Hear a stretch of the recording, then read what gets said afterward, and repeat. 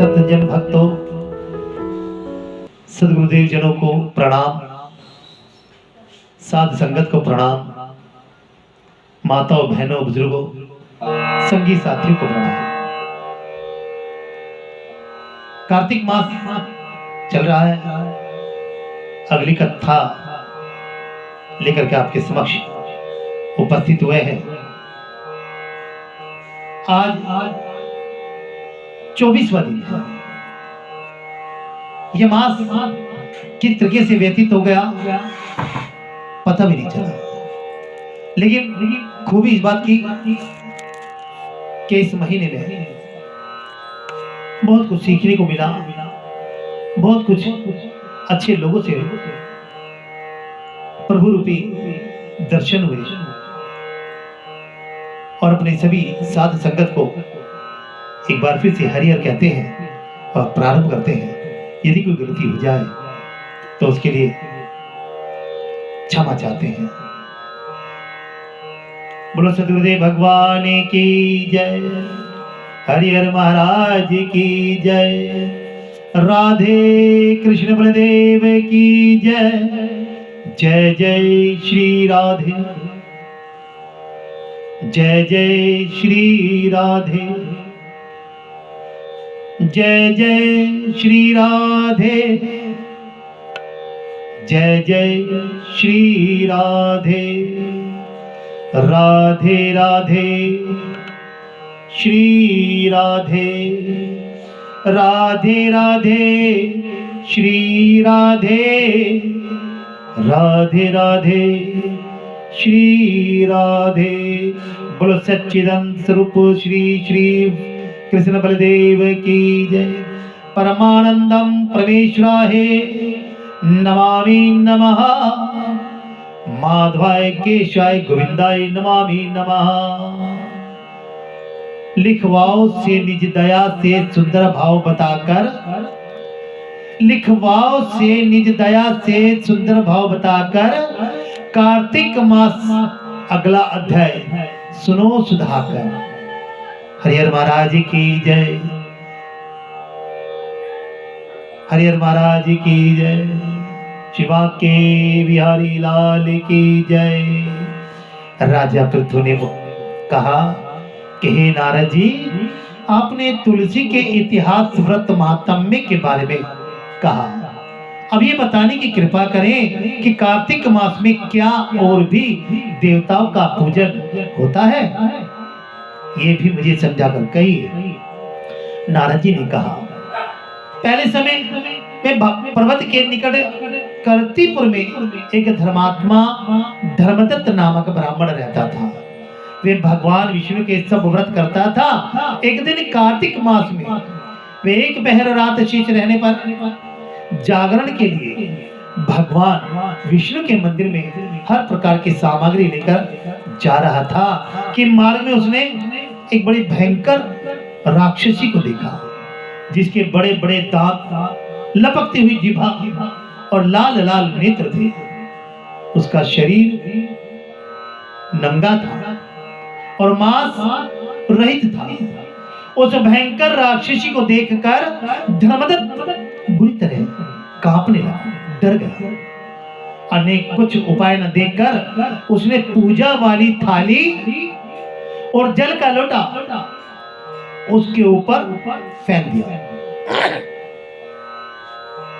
क्योंकि उसने भगवत नाम का जप करते हुए वह सामग्री, जल का लोटा जिसमें तुलसी दल पड़ा था, उसको मारा था, जिससे उसके जन्म जन्मांतर के पाप नष्ट हो गए और पूर्व जन्म याद आ गया।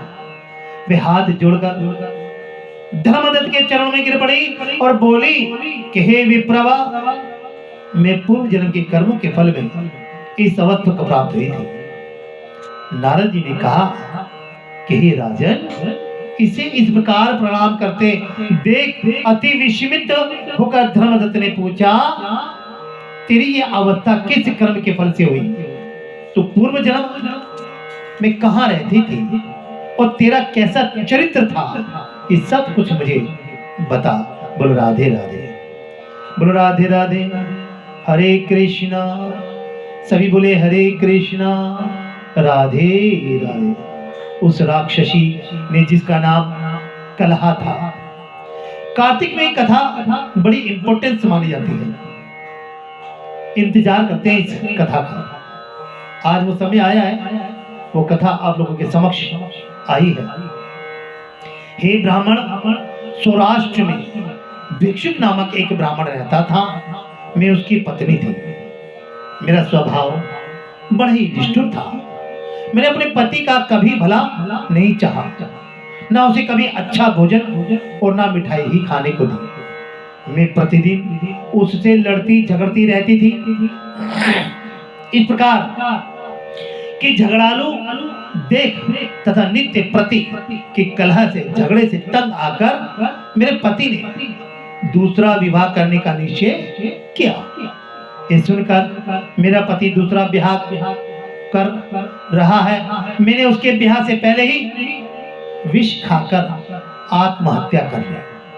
मेरी मृत्यु के बाद यमदूत आए और मुझे मारते हुए यम के पास ले गए। यमराज ने मुझे देखकर चित्रगुप्त से पूछा कि हे चित्रगुप्त, इसने क्या कर्म किया है? जो भी कर्म इसने किया है उनका फल इसे भोगना ही होगा। कर्म का फल है, ये तो भोगना है। अब यमराज कहाँ है, कैसे फल मिलता है, ये विषय सोचने वाला है, लेकिन हम इतनी गहराई में नहीं जाते।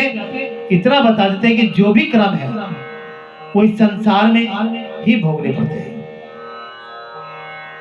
इस संसार में ही भोगने पड़ते हैं। और पूर्ण आयु जो 120 वर्ष हमें मनुष्य को मिली हुई है, उसी में इन अच्छे बुरे कर्मों का फल हमें मिलता है।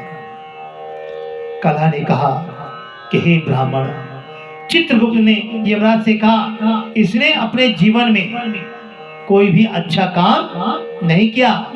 वे अपने पति का सदा खराब भोजन देकर ही देती थी और स्वयं अच्छा भोजन खाती थी। इसलिए ये विष्ठा खाने वाली, यानी कि मल मूत्र खाने वाली होगी। देखिए, ये कर्म है, चित्रगुप्त ने बताया। और उसको बताया कि अपने पति को इसने कभी भी सच्चा स्वादिष्ट भोजन नहीं दिया, हमेशा झूठा भोजन देती थी, तो इसलिए इसको मलमूत्र खाने वाली बता दिया। इसे अब सुक्री मतलब स्वरी का जन्म दिया जाए। और आपने देखा होगा कि वो हमेशा गंध में मुंह मारता रहता है, क्योंकि अकेली ही पाक के बर्तन में भोजन करती थी, इसलिए अपने बच्चों को खाने वाली बिल्ली होगी। और आज ये प्रमाण है, बिल्ली अपने ही बच्चों को खा जाती है। इसने अपने पति पर क्रोध करके आत्मघात किया है, इसलिए ये प्रेत योनि में जाएगी। अब आप इसको अपने दूतों द्वारा मरुस्थान में भेज दीजिए, वहां पर यह बहुत दिनों तक प्रेत योनि में रहकर फिर ये पापिन अपनी तीनों योनियों को भोगे। सो हे ब्राह्मण, मैं 500 वर्ष से प्रेत योनि में हूं और भूख प्यास के कारण नित्य दुखी रहती हूं। एक दिन भूख से तंग आकर मैं एक वैश्य के शरीर में प्रविष्ट हो गई। उसके शरीर द्वारा मैं कृष्णा और वेणी के संगम पर इस देश में आ पहुंची। एक दिन भगवान शंकर व विष्णु जी ने मुझे बलात् उसके शरीर से बाहर निकाल दिया। फिर मुझे आप दिखाई दिए। आपके लोटे में से तुलसी जल का छींटा मेरे ऊपर पड़ा, जिससे मेरे सब पाप नष्ट हो गए। हे द्विजोत्तम, अब आप मुझे ये बताइए कि आगे होने वाली तीनों योनियों और इस प्रेत शरीर से किस तरह मेरी मुक्ति होगी। धर्मदत्त कलहा की बात सुनकर उसके पिछले कर्मों और वर्तमान अवस्था को देखकर बड़ा दुखी हुआ। उसका दुख देखकर उसका चित्त पिघल गया। फिर उसने दुखित भाव से क्या कहा, कलहा से, दुखी तो हुआ है, क्या उसके दुख को वो सुन करके उसका कोई मार्ग प्रशस्त करेगा। लेकिन एक बात तो सच हो गई कि तुलसी जल के छींटे से उसको पाप योनि से छुटकारा मिल गया। अब उसकी 2 योनियां बची हैं, दोनों योनियां यानी सूकरी की और बिल्ली की। ये प्रमाण है। अभी आप देख ले, शब्द बड़ा अभद्र सा लगता है, सुअर, सूकर जिसको बोला जाता है, वो कहाँ मुंह मारता है? मल मूत्र में, गंदगी में। अभी उसको इस योनि में जाना है। उसके बाद बिल्ली, आपने बिल्ली को देखा होगा, यदि उसको भोजन न मिले तो वो अपने ही बच्चों को मार देती है। ऐसा कर्मों में लिखा है। और वर्तमान में भी हम ये बता रहे हैं कि पिछला क्या थे, आगे क्या होंगे और आगे जाके में किस योनि में जन्म मिलेगा, इसका कोई भी प्रमाण कोई भी नहीं दे सकता। लेकिन शास्त्रों में जब इतना लिखा है तो ऐसा हमें देखने को प्रमाण मिलता है कि जिस प्रकार से सूकर का जीवन हमने देख रहे हैं और बिल्ली का जीवन देख रहे हैं और कीड़े मकोड़ों का जीवन देख रहे हैं और अपाहिजों का जीवन देख रहे हैं, तो प्रमाण ये मिलता है कि ऐसी योनियों में भी हमें जन्म मिल सकता है कर्मों के हिसाब से। सात्विक कर्म करें, सहनशीलता से रहें, नियम कर्तव्य का पालन करते रहें, ईश्वर भक्ति में सदा संलग्न रहें, अपने से बड़ों का आदर करते रहें, गुरुजनों का मान सम्मान करते रहें, माता पिता की सेवा करते रहें, शिक्षा को अहम भूमिका देते रहें। तो देखिए, इसी को कर्मों की गति कहा गया है। ये जरूर नहीं कि आप पूजा पाठ से ही कर्म अच्छे करें, नहीं। जो नित्य प्रतिदिन सुबह शाम पूजा करता है, पंडित ब्राह्मण साधु संत, उसकी भी मृत्यु होती है, उसको भी अपने कर्म के हिसाब से फल मिलता है। और कहते हैं कि सम्मानित व्यक्ति को भी उसी प्रकार से उसी योनि में जाना पड़ता है जिस प्रकार से एक अपमानित व्यक्ति भी जाता है। तो अपमान और सम्मान की वैल्यू नहीं होती, वैल्यू मानी गई है कर्म की। तो इन कथाओं में जिस प्रकार से हमें शिक्षा मिल रही है, क्या कहता है धर्मदत्त अब कलह से, क्या कलह को नया जीवन मिलेगा? क्या कलह को उन पुरानी जो योनियां उसको प्राप्त होने वाली है, क्या उनसे छुटकारा मिलेगा? क्या वो मल मूत्र खाने वाली सूकरी बनेगी या बिल्ली का रूप लेकर के अपने ही बच्चों को खाएगी? ये कथा मानव जाति पर ही आधारित है और नारी जाति पर ज्यादा आधारित है। क्यों? क्योंकि ऐसा कभी भी, वैसे तो कलयुग है, कुछ भी जायज है, लेकिन हमें इन कथाओं से शिक्षा मिल जाती है कि हमें कभी भी ऐसा प्रभाव अगर नहीं बनाना चाहिए, ऐसा कभी भी किसी के साथ नहीं करना चाहिए। महिला को खासतौर से इस बात पे विशेष ध्यान देना चाहिए कि पति जो कि नाम, जो कि कर्म, जो कि तुम्हारे जीवन का लक्ष्य है, जो तुम्हारे जीवन का सार है, उसके साथ तो कभी भी इस प्रकार का व्यवहार नहीं होना चाहिए। बोलो राधे राधे। बाकी वर्तमान में जो कर्म, चाहे पति हो, पत्नी हो, भाई हो, बंधु हो, उसको उसी के हिसाब से कर्म मिलता है, फल मिलता है। इसलिए अहंकार को त्याग दो। सबसे पहला अहंकार को त्यागना है, तब कहीं जाकर के आपको अच्छा मार्ग प्रशस्त होगा।